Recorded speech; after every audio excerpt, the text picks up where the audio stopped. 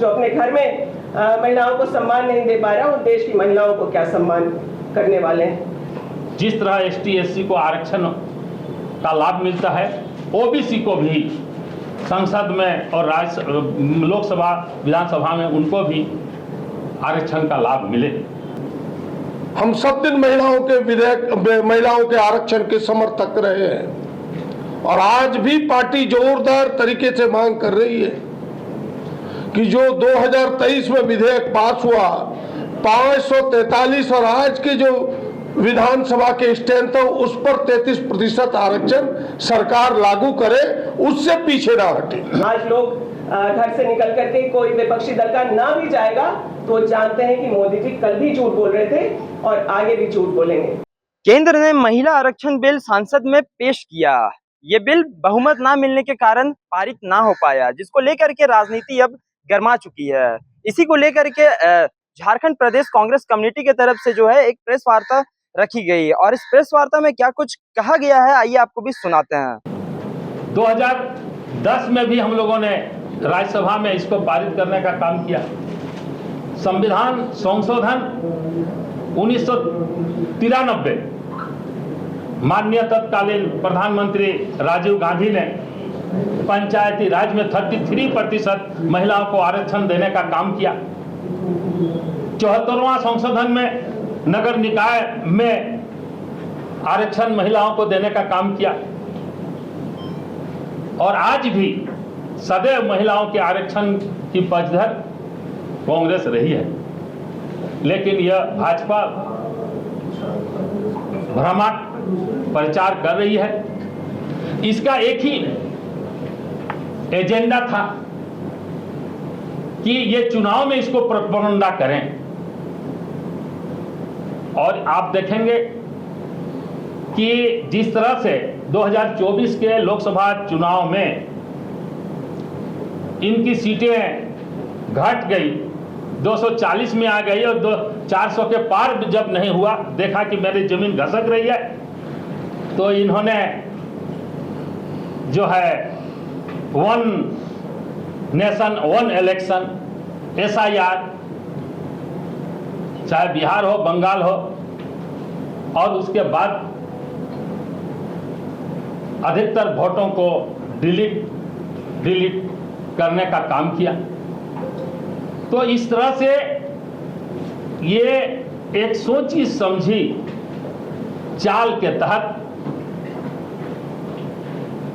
Special session बुला करके ये जानते थे और इस तरह के ये से संघीय ढांचा पर भी छोटे राज्यों पर इसका बुरा असर होगा। अब हम सबों की मांग है, कांग्रेस पार्टी की मांग है कि भाई जिस तरह ST SC को आरक्षण का लाभ मिलता है, OBC को भी संसद में और लोकसभा विधानसभा में उनको भी आरक्षण का लाभ मिले। तो इस तरह से अब कांग्रेस पूरे प्रदेश में इस पर अपना जन जन तक लोगों के बीच जाएगी और सच्चाई से आम जनता को, लोगों को अवगत कराने का काम करेगी। जैसा अध्यक्ष जी ने पूरी बातें आप सबके सामने कही हैं कि भारतीय जनता पार्टी ने महिला आरक्षण का ढोंग रच करके अपने राजनीतिक स्वार्थ पूरा करने का प्रयास किया।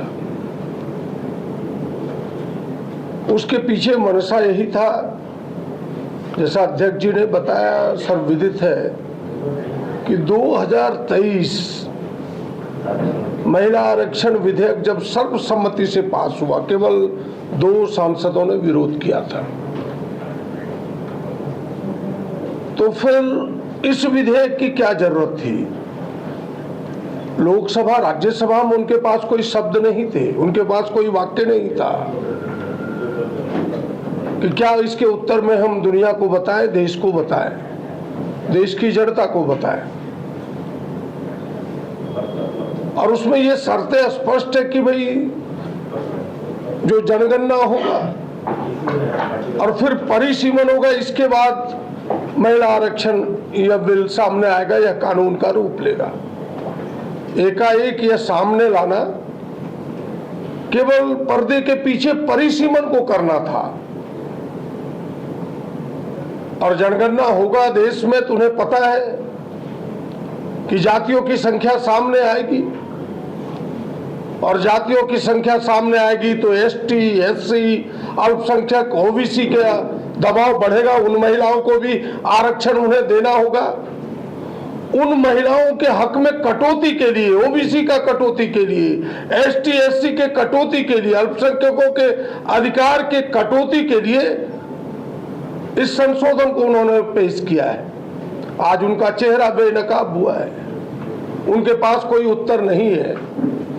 और हम कांग्रेस के लोग तो आज से नहीं, आजादी के बाद ही हमने महिलाओं को समान रूप से देखा है, समान रूप से कांग्रेस ने अधिकार दिया है। अमेरिका जैसा देश जो 1776 में आजाद हुआ, महिलाओं को वोटिंग का अधिकार 144 वर्ष बाद 1920 में दिया। हम तो आजादी के साथ ही जितना महिलाओं को उतना पुरुषों को अधिकार मिला, सबको वोट का अधिकार मिला। 2010 में हमने महिला विधेयक 33% आरक्षण विधेयक भी लाया था लोकसभा में कांग्रेस ने, कुछ कारणों से वह बिल पास नहीं हो पाया। हम सब दिन महिलाओं के विधेयक, महिलाओं के आरक्षण के समर्थक रहे हैं, और आज भी पार्टी जोरदार तरीके से मांग कर रही है कि जो 2023 में विधेयक पास हुआ 543, और आज के जो विधानसभा के स्टैंड था उस पर 33% आरक्षण सरकार लागू करे, उससे पीछे ना हटे। वो पीछे हटने के लिए, इस आरक्षण को ना लागू करने के लिए इस प्रकार का ढोंग रच रही है। वो चाहता है कि अपने अनुसार हम परिसीमन कर लें, ताकि यह खिसकती हुई सत्ता हमारे हाथ में बरकरार रहे, हम सत्ता पर एन केन प्रकारेण काबिज रहे। इसके कुत्सित प्रयास है।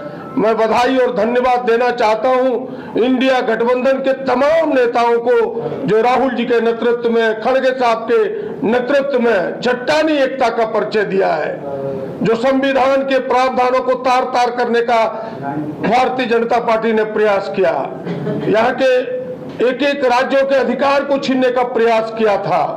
उस प्रयास को रोकने का इन्होंने जो प्रयास किया, मैं बधाई देना चाहता हूं, धन्यवाद देना चाहता हूं। और जैसा अध्यक्ष जी ने कहा कि जो सच है, सच को जनता के सामने रखने के लिए, तो वो आरक्षण देना नहीं चाहते, वो हक अधिकार छीनना चाहते हैं। इन विषयों को लेकर के हम लोगों के बीच जाएंगे, और वो जो ढोंग और प्रपंच घड़ियाली आंसू दिखा रहा है महिलाओं के प्रति, पर्दाफाश करेंगे।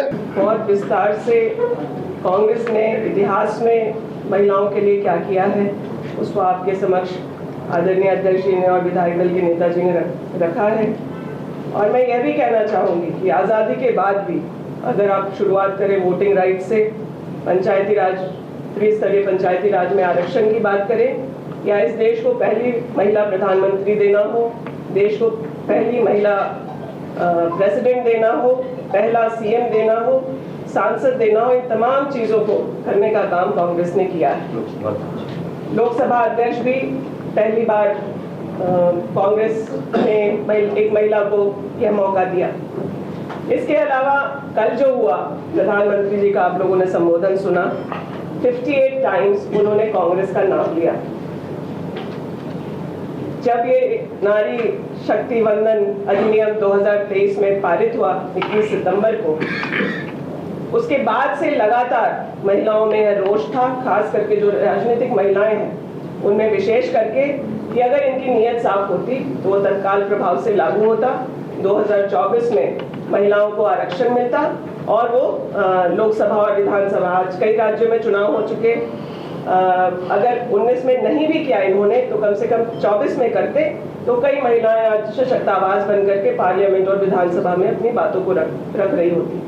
लेकिन इन्होंने 24 में नहीं किया, 29 में करेंगे कि 34 में करेंगे कि 39 में करेंगे, यह बातें भी साफ नहीं।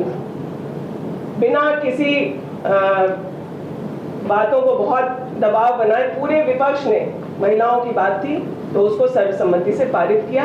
इनकी मंशा साफ नहीं थी, इसलिए इन्होंने 24 में से लागू नहीं किया, अन्य राज्यों के लिए लागू नहीं किया और देर रात 16 अप्रैल को 2026 को इस अधिनियम को, जो पहले 23 में पास हो चुका था, उसको नोटिफाई किया।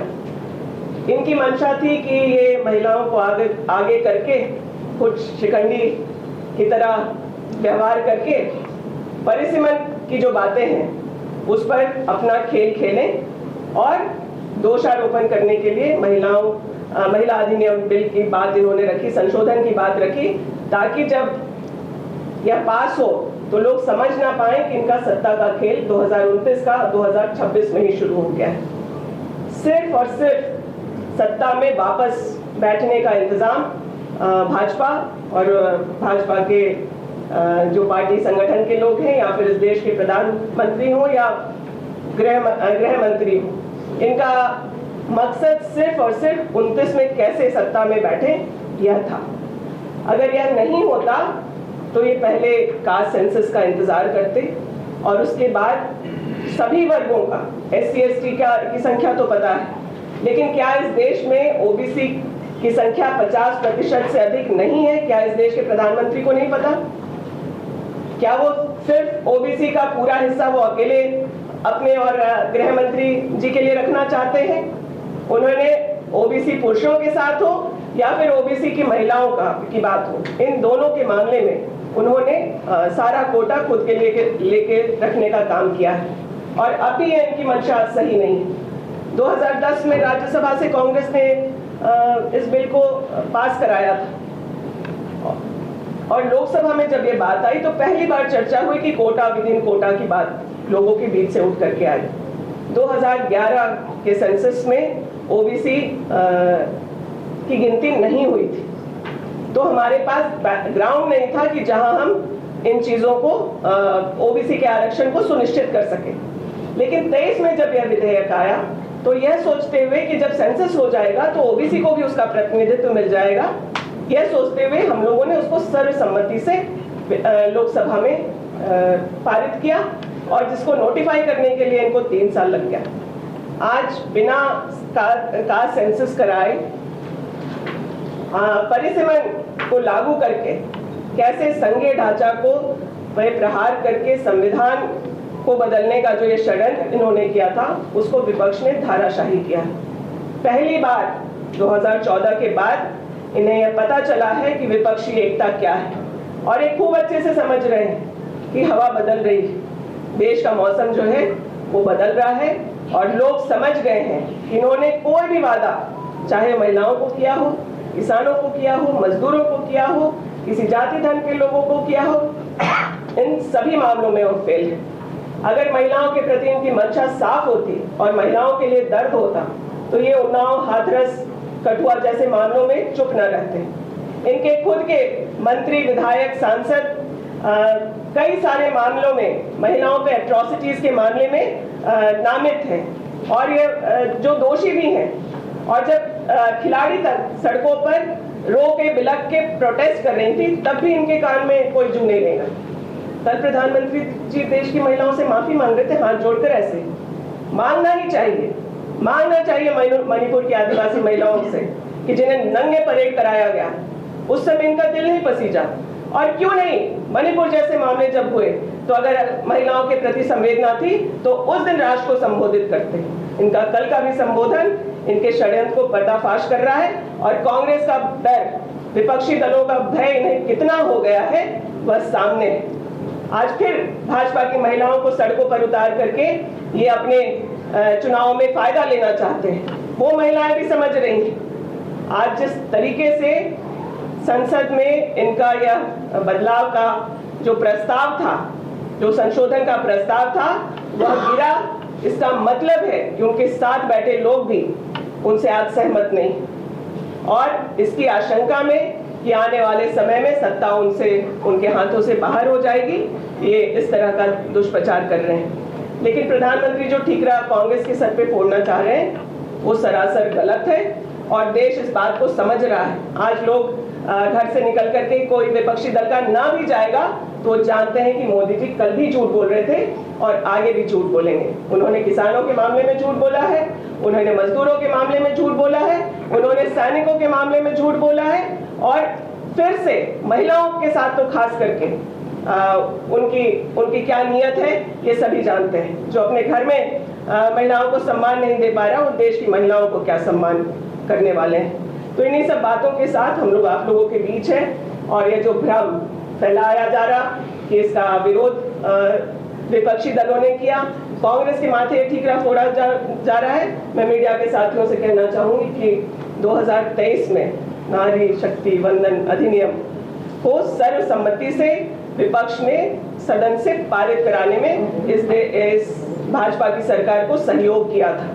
तो इस तरह की भ्रामक बातों को देश के प्रधानमंत्री को सामने आकर के इस तरह की बातें करना बहुत ही दुर्भाग्यपूर्ण है। हम लोग इसका पुरजोर विरोध करते हैं और इस बात की मांग करते हैं कि अभी जो लोकसभा में सीटें हैं, जो राज्यसभा में सीटें हैं, जो विधानसभा के चुनाव हो रहे हैं, उसमें तत्काल प्रभाव से 33% आरक्षण को लागू किया जाए और महिलाओं को प्रतिनिधित्व दिया जाए अपर हाउस, लोअर हाउस और असेंबलीज में भी। सुना कि कांग्रेस के नेताओं का क्या कुछ कहना है। उनके द्वारा कहा गया है कि पंचायती चुनाव में 33% महिलाओं को आरक्षण देने का काम कांग्रेस के द्वारा किया गया और देश की पहली महिला राष्ट्रपति, देश की पहली महिला प्रधानमंत्री, देश की पहली लोकसभा अध्यक्ष, महिला अध्यक्ष देने का काम जो है वो कांग्रेस के द्वारा किया गया है। अब देखना होगा कि भाजपा जो है इन सब मुद्दों पर जो है अपनी प्रतिक्रिया क्या कुछ रखती है, ये तो आने वाले समय में देखा जाएगा। तब तक के लिए देखते रहें HNN न्यूज। मैं कृष्णा, रांची।